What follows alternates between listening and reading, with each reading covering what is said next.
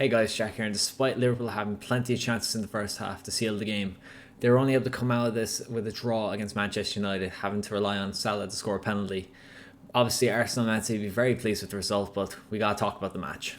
Both Ten Hag and Jurgen Klopp set up in a way that they wanted to play. Ten Hag wanted to play in transition, and they had a bit of fortune doing that in the first few minutes. We saw how United were able to break, win the ball back and break, and unfortunately for Garnacho, he was just a slight bit offside, and otherwise United would have gone up 1-0.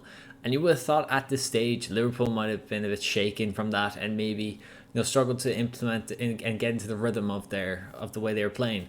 But instead, they really took control of the match, and I think bar a couple of times United were kind of nullified in the first half. The likes of Conor Bradley and Robertson were able to push up high, and they really prevented United from ever exposing them in their own half.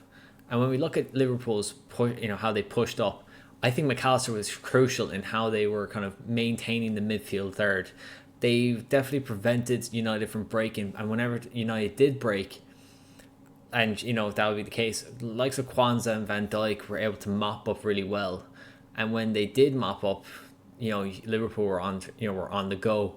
And the thing is with United, when they pushed up, you saw they kind of pushed up in their front six. So that meant they only really had a back four to deal with, and it was quite poor kind of management from United's midfield. Casemiro and Kobbie Mainoo were just really kind of a bit naive in the first half of kind of wanting to obviously get involved in the attack, but because of how United play in this kind of transition play, they don't get on the ball as often as you probably want, and when they try and make box runs, that unfortunately they're caught too high up, and as a result Liverpool are able to get into that space in this midfield spot, and the likes of Wan-Bissaka, Maguire, Kamwala, who I thought did quite well for such a big game, and Diogo Dalot were the only ones back. And Liverpool were really good at kind of pushing it and getting into the final third, but ultimately it was the fact that they weren't finishing their chances. They really weren't clinical in this game. Once Liverpool got in and around United's box, they really struggled to convert their chances. And we saw how Darwin Núñez he got into really good positions, and the only shots that he was getting off that were testing the likes of Onana or getting close to a goal were kind of low XG shots, the kind of chances that United have conceded a lot this season. And in this game, they conceded 28 shots throughout the entire match.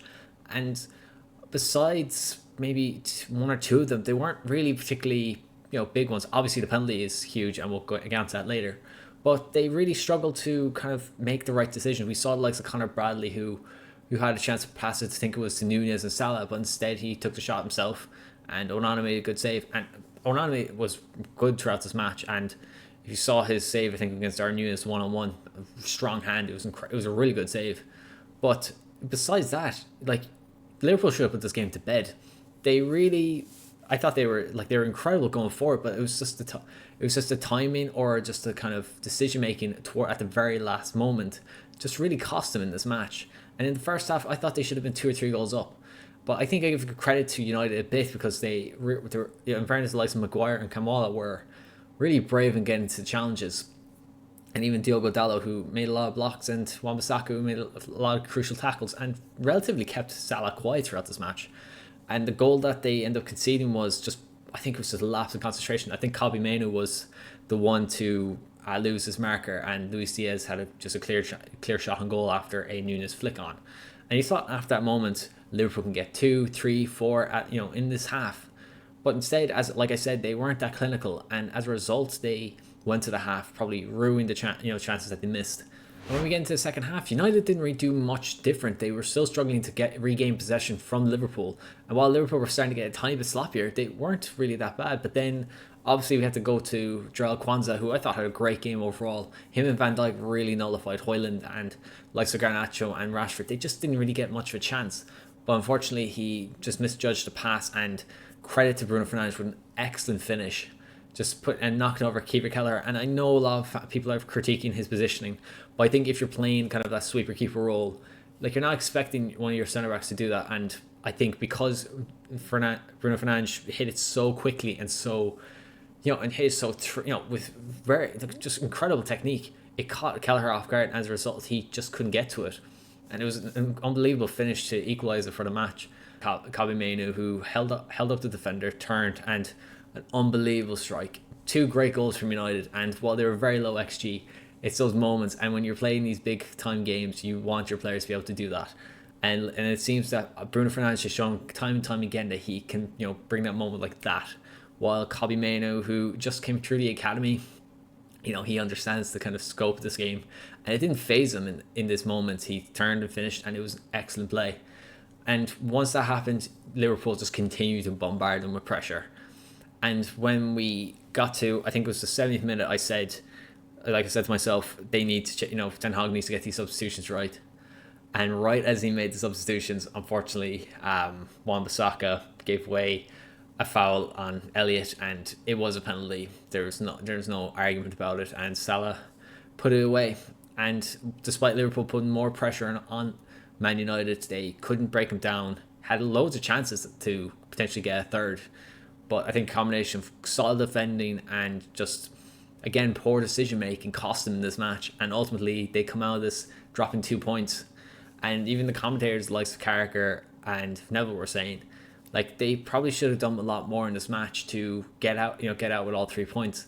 And unfortunately for Klopp, he isn't going to leave. He's going to be leaving Liverpool without having beaten Ten Hag as Manchester United manager. And we just, and he, at the post-match interview, he seemed relatively content with how it all ended. Granted, he was upset that they didn't secure the chances, secure the 3 points, but he understands that there's still a lot more of the Premier League season to go, and he just has to kind of continue to just perform, and especially in the Europa League, the rest of the Premier League, and just hope that he, comes out of this with a few trophies at the end of it.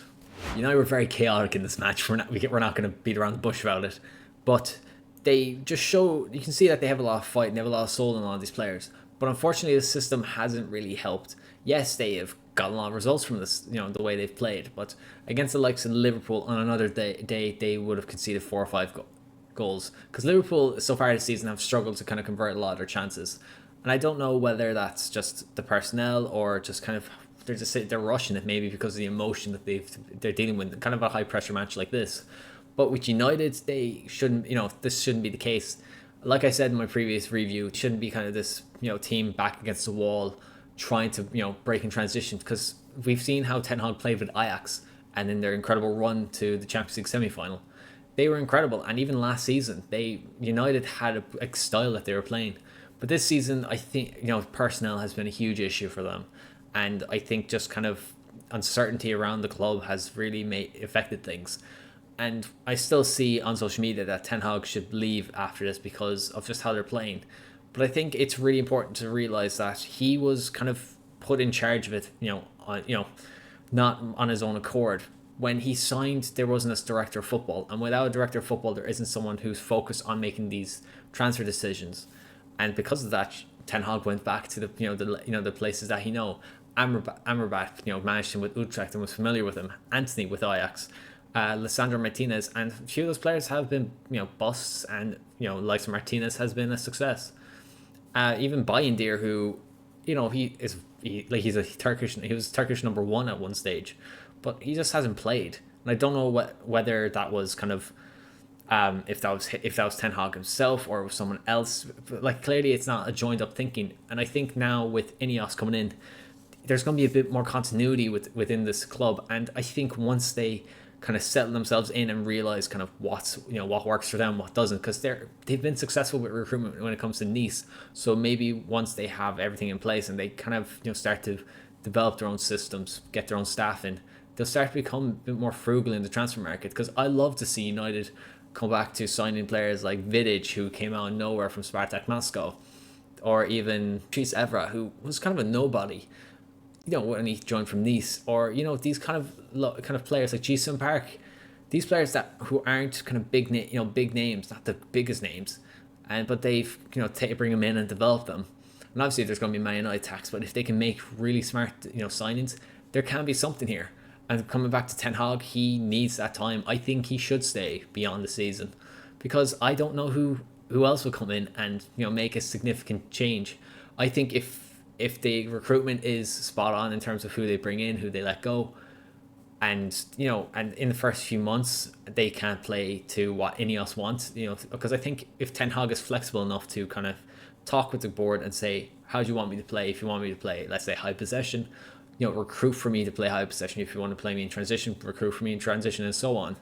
So we need to see what happens now towards the end of the season, how he performs, and if he can continue to get a buy-in from these players, and see how he continues to, and in the summer, if he is to be flexible with how he sets up his style. But then you look at the counterpoint of that, and maybe people say if he's this flexible, if he's changed from this now to, I don't know, let's say gegenpressing style, like a bit like Liverpool, it's like how are the players going to kind of tune into that? But we're just going to have to wait and see what happens with that. Liverpool also have a lot to deal with now coming up to the end of the season. They obviously have the 7 games left in the Premier League, but they also have the Europa League to handle. And that's been the one trophy that Klopp has been missing since he's joined Liverpool. He's won everything else. So I think he might put a slight bit more focus on that. But even if he doesn't, if he gives both of them equal importance, he still has that's a lot of minutes to put into your players' legs. Because I've said there's no doubt he's going to be playing his strongest sides as much as he can. But it's going to come to a stage where you need to give some players rest.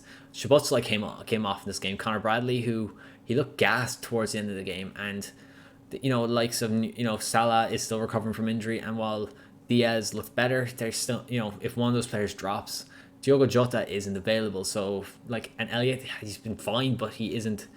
I don't think he's just not familiar with playing the system as part of the front three yet. So again, we don't know what happens with that. Jurgen Klopp has been impressive this season. He's been a bit more pragmatic and kind of being able to just generate chances out of nothing. But with how they set up, I think it's going to be fascinating to see how they go towards the end of the season. Obviously, they've dropped below Arsenal, who are top of the table on goal difference. And that can dent your confidence a bit, especially with how much you pressed United, how many shots you got off, and how many big chances you had. I think I saw on FotMob they had 7 big chances. But unfortunately, you need to put away the goals, and you shouldn't be relying on a set piece and a penalty to kind of get you over the line against a United team who not trying to be critical of them. They've struggled a lot in this this season, and given how I thought Liverpool were going to win this 4-1, but that just wasn't the case, and they need to kind of work on this being more clinical. Like we see, McAllister has just been incredible this season as kind of a 6/8, and with Taro Endo in the midfield, they're just a really nice combination. Then we see the likes of Bradley, who's able to get up and down the line as a really good replacement for Trent. And despite having not, their shooting wasn't great today, Diaz, Nunez, and Salah, they're incredibly potent. So whoever comes in next will have a lot of good tools on in their arsenal.